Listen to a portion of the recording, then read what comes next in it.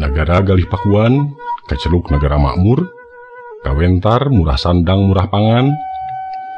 Rajana anu wijaksana sarta adil palamarta kakasihna Sang Permana di Kusuma. Kagungan dua prameswari anu sepuh jenenganana Naganingrum, Ari anu anom Dewi Pangrenyep. Hanjakal sang raja dacan kagungan putra sanaos teu kendat nanedak kanu kawasa nanging weleh teu acan dikabul bae. Sakitu anjeunna kagungan prameswari dua ditambih ku pirang-pirang selir anu garilis. Ari Ponggawa anu diasih ku sang raja nyaeta Mama Lengser menjadi sesepuh karaton jeung hiji mantri anu nelah Arya Kebonan. Kapetengan sareng kapercantenan sang raja. Kacaritakeun hiji poe Sang Permana di Kusuma nuju kulem. Dijagi ku para selir katut parekan. Sabot kitu trojol mantri Arya Kebonan maksudna rek ngadeheus ka Kangjeng Raja. Ningali kaayaan Kangjeng Raja kitu ngadeheus na kandeg. Pok bae humbadear jroning hate. Bener, ngeunah jadi ratu mah teu cara aing hirup teh taya kasenangan. Matak naon lamun aing jadi raja. Eta omongan kadangueun ku Kangjeng Raja. Anjeunna gugah bari nyaur Arya Kebonan. Bisaur teu aya pikiran kepan, gancang bae ngadeheusan, cong nyembah geek diuk bari tungkul payunan raja. Dawuhan raja, maneh teh hayang jeneng raja. Arya Kebonan ngerasa kaget jeung isin, teu nyangka omonganana kadangueun ku sang raja.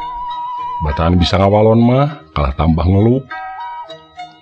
Sang raja ngadawuh deui, omong maneh kadenge kabeh ku kami. Lamun nya maneh hayang jeneng raja sarta sanggup ngalaksanakeun papanceunna, ku kami rek dicoba. Ayeuna kami rek tapa. Nagara Galih Pakuan saeusina ku kami rek dipasrahkeun. Tapi inget, anjeun kudu adil palamarta. Sarta maneh ulah ganggu ka prameswari. Kumaha maneh sanggup? Arya Kebonan ngahuleng sajongjongan geus kitu cong nyembah pok unjukan. Non Gusti, bendu disuhun, duka disangga. Abdi Gusti nedasi hapunten. Upami abdi Gusti bade dijantenkeun wawakil Gusti, kateda kasuhun pisan ditampi ku asta kalih. Syukur atuh ari sanggup mah, dawuh sang raja. Salila kami tapa maneh anu ngawakilan. Jeung ayeuna ngaran maneh dilandi Raden Galuh Barma Wijaya Kusuma. Sanggeus masrahkeun kalungguhanana, Kangjeng Raja sidakep sinuku tunggal les leungit tanpa lebih ilang tanpa karana. Jadi pandita di Gunung Padang. Tapi saurang oge teu aya nu terang yen anjeunna teh asa Ratu Galih Pakuan. Kumargi dina waktu ngaleungitna tadi nu nyaho teh ngan duaan bae nyaeta Arya Kebonan jeung Mama Lengser. Raja anyar Raden Galuh Barma Wijaya Kusuma ujug-ujug pudidik rasa maneh jadi raja, teras linggih dina kursi kerajaan. Pok nimbalan ka Mama Lengser. Lengser, maneh kudu nakol bende. Warkeun ka abdi-abdi yen Kangjeng Raja Sang Permana di Kusuma anjeunna anom deui. Nya kami buktina. Lamun maneh kumawani nyaritakeun kajadian nu saenyana, ulah sambat kan yaya, tangtu ditunggel jangga. Lengser henteu ngeunah hatena tina urut batur sakulah sakolih ayeuna kudu disembah-sembah. Turug-turug sakitu kumalengkungna. Nameh indit manehna nyembah, tapi nyembahna ku suku lain ku leungeun. Lengser, naha maneh nyembah ku suku karatu? Lengser ngawalon, bawaning ku suka hate raja sepuh anom deui turu kasep taya bandingna. Raja nyaur, Syukur atuh ari atoh mah. Gancangna carita lengser namah bende bari awong-awongan di alun-alun nguarkeun ka sakabeh abdi-abdi yen sang raja ayeuna anom deui. Teu kungsi lila eta bewara geus nerekab sumebar kasuklakna kasiklukna. Abdi-abdi nagara galih pakuan percaya bantuning sang Permana Kusumah teh kaceluk Ratu Sakti Mandraguna. Ari eta raja anyar beuki kumagungan bae. Kocapkeun dina hiji poe dua prameswari ngadeuheusan sang raja. Nyarioskeun aranjeuna sami ngimpen karagragan bulan kana pangkonan. Tur geus ditorah ku Ajar Sukaresi duanana bakal kagungan putra. Ngadangu piunjuk prameswari kitu sang raja ngaraos helok. Tuluy aya karep hayang nyoba-nyoba kana wewesen jeung kasakten Ajar Sukaresi. Prameswari duanana didangdanan siga bobot, anu saurang dipiwara ngandung kawali, anu saurang deui kedah ngandung bokor emas. Ajar Sukaresi disaur ti Gunung Padang. Barang jol oge Ki Ajar dipariksa ku sang raja, saurna. Coba Ki Ajar sebutkeun ieu pawarang nu dua bobot atawa henteu. Ki Ajar ngawalon, sumuhun bobot. Ari budakna awewe atawa lalaki? Sumuhun putrana teh pameget duanana oge. Sang raja bendu. Bokor jeung kawali dipiwarang ditembongkeun, maksudna ngabohongkeun kana piunjuk Ki Ajar. Bokor emas disepak ragrag di Pulau Sumatera. Eta sasakalana nu matak di Sumatera loba emas. Ari kawali disepak ragragna dilebah lemur anu nepi ka ayeuna nelah lemur kawali. Sang raja guguh benduna enggal nyabut keris terus ditewekkeun ka Ki Ajar, tapi keris kalakah kangeluk. Ari Ki Ajar nembongkeun jajatena lembutanana medal tina ragana kantun ngalumbuk daya-daya.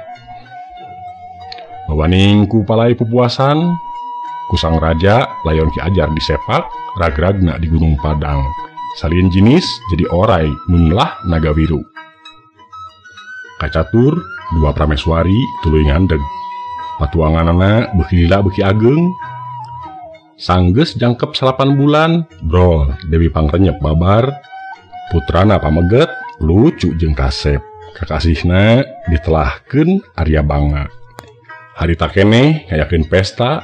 Wireh raraosan sang raja lir ka putra pituin. Malah terus digadangkeun mangku ka Prabon. Kira-kira heut sabulan sang raja nyumpingan Naganingrum. Rumeh anjeuna ngaraos hemeng aya nu bobot 10 bulan tacandrol. Naganingrum kasondong keur nangis bae. Ku sang raja diupahan dilelemu. Malah terus anjeuna ebog dina pangkonan Naganingrum. Bari mundut di pundayan nepi ka kulemna. Teu kungsi lila sang raja ngorejat gugah lantaran ngadangu suara tan katinggalan pokna. Raja Dolim, sampean geus nyiksa Ki Ajar Sukaresi anu teu tuah teu dosa. Sabab eta tangtu sampean di akhir bakal meunang mabalesna. Sang raja ngahuleng maraga meneng, nyamutan cariosan suara tan katinggalan. Awitna sang raja nyangka yen Naganingrum nu sasauran, tapi tetela piunjuk Naganingrum yen sora teh jolna tina patuanganana. Hemang manah sang raja pariksakeun bonggolongan ka ahli nujum. Nu dipariksa ngawangsul yen Naganingrum putrana sangar, engkena mata keruntag ka nagara. Harita keneh Naganingrum ditundung sina ingkah ti jero karaton dititah matuh di hulu dayeuh. Sanggeus kitu Dewi Pangrenyep disaur di jangjian ku sang raja. Lamun Naganingrum babar, putrana kudu buru-buru dipalidkeun. Kacaturkeun barang ngaraos rek babar, Naganingrum miwarang neang paraji. Tapi unggal indung berang pada suwung lantaran geus dijangjian ku Dewi Pangrenyep kabeh kudu ingkah ulah araya di imah. Api-api niat rek nulungan, buru-buru Dewi Pangrenyep ka hulu dayeuh, nyumpingan kanu rek babar. Sasumpingna enggal Naganingrum diurus, cepilna duanana dicocokan ku kapas, ari socana duanana dilampat ku malam. Jeung pananganana duanana dibarogod. Naganingrum kaget, bok sasauran. Nah Nyai, mana kan yaya teuing. Ieu embok teu ngadenge naon-naon, jeung teu ninggal naon-naon. Wayahna embok, Walon Dewi Pangrenyep. kitu kedahna anu rek babar mah. Gancang nacarita bae Naganingrum geus bro babar putrana pameget mulus turu kacida kasepna. Tali ari-arina diteuteuh ku Dewi Pangrenyep. Orokna diwadahan ku Kandaga sarta ditendenan endog hayam hiji. Sanggeus ditutup rapat pisan, Kandaga teh dipalidkeun ka Citanduy. Ari santena ditenung jadi kiri. Sarta tuluy diunjukkeun ka sang raja yen Naganingrum putrana kiri. Sang raja kecida benduna miwarang lengser nelasan Naganingrum, tapi lengser panjang pikiranana. Naganingrum dipernahkeun dinu singkur, didakukeun geus disebakkeun ka Duruwiksa. Tocap deui Kandaga anu dieusi orok ngangkleng di walungan Citanduy, beuki hilir beuki kasisi bae. Lila-lila nyangsang di lebah Badodon tataheunan Aki Balagantrang. Ti peutingna Nini Balagantrang ngimpi ngelahun bulan. Atuh nini teh kacida atau heunana boga rasa bakal menang bagja. Gancang nacarita Aki jeung Nini arindit nareang tataheunan, tapi barang ninggal Kandaga geus teu nolih kana Badodon. Panyangkana eta Kandaga dieusi dunya barana. Ari dibuka si horeng eusina orok lalaki, Nini Balagantrang suka taya babandinganana wantuning hayang boga anak ti baheula. Hidik Kandaga teh dipanggul ku Aki Balagantrang dibawa nyingkur ka lembur geger suten. Murang kalih kacida morontodna yuswa 7 poe geus kawas 7 bulan, yuswa 7 bulan geus kawas 7 tahun, malah akhirna mah geus sawawa bae. Ku Nini jeung Aki kacida dipikanyaahna kawantu murang kalih taya puciwana. Keur kasep teh loba kabisana deui. Kabisa nu geus nyampak ti barang lahir. Tapi nepi ka harita mah eta murang kalih can diberengaran ku Nini Aki Balagantrang. Dina hiji poe murang kalih ngiring ka leuweung ningali aya manuk aclog-aclogan dina tangkal. Aki, manuk naon eta teh ngaranna? Eta teh manuk ciung.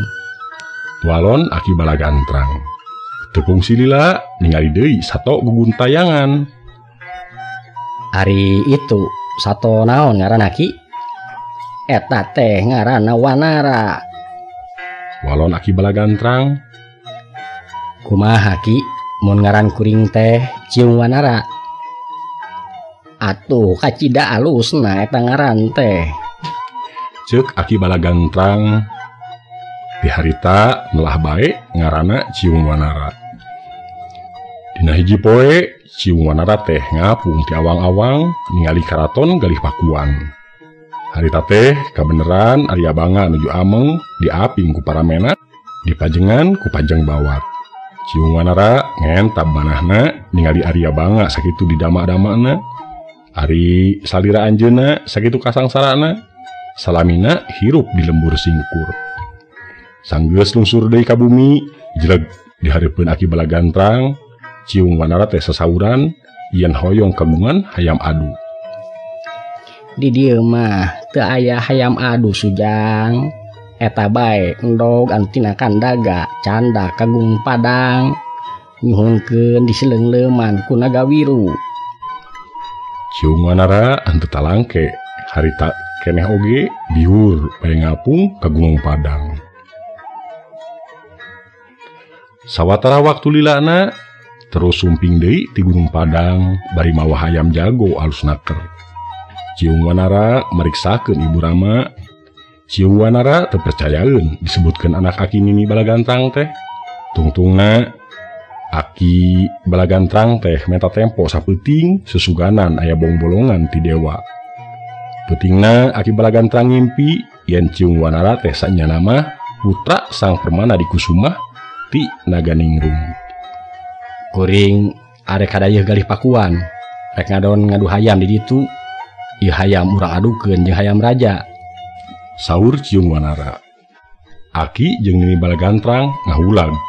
Duanana embung ditinggalkeun, tapi tina bawaning keukeuh Ciung Wanara tungtungna teh diberakeun bae. Samemeh najung dirangkulan ku Nini jeung Aki Balagantrang bari pada ngadoakeun sing lulus banglus. Biur Ciung Wanara ngapung. Di satengahing perjalanan salin rupa jadi budak hideung goreng patut jeung bucitrek. Hayamna oge nya kitu deui, dijieun hayam turundul jabat tukung. Teu meus-meus acan jiga hayam adu. Barang nepi ka sisi dayeuh, Ciung Wanara nyirorot jeg bae napak lemah. Di karaton ditanya ku gulang-gulang saha ngaran jeung anak saha sarta urang mana. Ciung Wanara ngawalon sangeunahna. Kula teh anak emak pamajikan bapak. Ari lembur anu dilingkung ku Gikis. Nu imahna nya hareupan buruan. Jeung ngaigiran pipir perkara ditanya ngaran kaula mah lain ti kukur. Gulang-gulang kacida ambeukeunana tuluy ngarontok ke budak hideung. Les bae budak teh ngiles teu kanyahoan losna. Si horeng ka alun-alun jadi deui Ciung Wanara. Diunjukkeun ka sang raja yen aya budak cucungah, kitu-kitu pandena sang raja nimbalan lengser neangan eta budak. Ari lengser geus terus rasa, geus nyahoeun lain budak samanea. Budak soteh ngan warugana mungkul dari batina mah dununganana nyaeta sang Permana di Kusuma. Turutkeun hitunganana eta budak tangtu aya di alun-alun. Ana breh teh henteu samar deui, hitungan lengser henteu nyalahan. Gancangna Ciung Wanara dideheuskeun ka raja, dipariksa ku sang raja. Ngajawab satara basna, kieu pokna. Abdi Gusti Ciung Wanara, anak Aki Balagantrang, 3 Gersunten. Kadieu teh rehna gaduh hayam aben rada aneh. Indung hayam lamina ngendog sataun, sayangna dina kandaga. Memeh megar palid heula. Teras sang raja sasauran, hayam kami mah sijelug, nyatuna ge sapoe satanggungan. Hayam maneh geus tangtu eleh. Naon ti maneh tumpanganana? Saumpami hayam abdi Gusti kawon, abdi nyanggakeun pati hurip. Sawangsulna upami kagungan Gusti anu kawon, abdi Gusti nyuhun ke nagara sabelah, katut karaton sapuratina. Sang raja geus ngarasa ujug yen hayam Ciung Wanara nu bakal eleh. Sabab si jelug can kungsi asor di pakalangan. Sanggeus maitkeun janji pasini, prung bae ngadu hayam, ngan sageprakan pisan si jelug geus paragat nyawana. Sang raja nyaur, "Kadieu Raden, kadieu ama rek papasrah negara. Negara Galih Pakuan dibagi 2. Belah kulon bagian Ciung Wanara, belah wetan bagian Arya Banga." Arya Banga harita keneh disaur, disaksian ku para mantri, ponggawa, 2 putra lajeng diistrenan sami-sami kenging gelaran sang Prabu. Prabu Ciung Wanara geus madaleman sasarengan sareng ibuna Naganingrum. Hiji poe Ciung Wanara sasauran jeung lengser nyarioskeun raja satru katut ibu kawalona. Geus meujeunna meunang hukuman. Ku lengser geus dirujukan, tuluy Ciung Wanara ngadamel panjara beusi. Ari panjarana geus anggeus, terus ditunjukkeun ka sang raja. Didakukeun cawis abdi-abdi nu jarahat. Sang raja taya kacuriga malah teras ninggalian eta penjara. Diiring ku Dewi Pangrenyep, semu resep naringalian anak teh nepi ka lalebet pisan naringalian jerona. Geus kitu mah ku Ciung Wanara dipeneutkeun panto panyara teh jepret disosi sarta dibagudeg rantai besi. Sang raja jeung Prameswari sasambat ku Ciung Wanara henteu ditolih. Kacaturkeun Arya Banga sanggeus uninga yen Ibu Ramana di panyara enggal bae narajang Ciung Wanara der galungan pada nembongkeun ka sakten. Perang tanding berang peuting tayanu eleh tayanu meunang. Beuki lila beuki jauh ti nagara tungtung najol bae nepi ka sisi walungan. Arya Banga katewak tuluy bae dibalangkeun ngalayang nepi ka pentas ti wetan. Kersaning pangeran Arya Banga dipaparin emut pokna. Ayeuna mah urang eureun mumusuhan pamali tarung jeung dulur. Anggur urang pada ngaheuyeuk dayeuh ngolah nagara. Kakang bagian kawetan, Adi bagian kakulon. Ieu walungan jadi watesna urang telahkeun Cipamali sangkan jadi panginget-inget keur urang pamali beungkah jeung dulur. Sanggeus kitu Ciung Wanara mulang ka nagara. Ari panjara harita keneh disepak katut eusina tuluy ragrag di palebah lembur anu nelah kandang besi tong nepi ka kiwari. Dayeuh galih pakuan dipindahkeun kabeh kulon ditelahkeun pakuan pajajaran. Ciung Wanara jumeneng jadi raja bari diaping ku ibu lulus bunglus teu aya cela cangcala. Pemirsa, rupina mung sakitu anu tiasa kapihatur.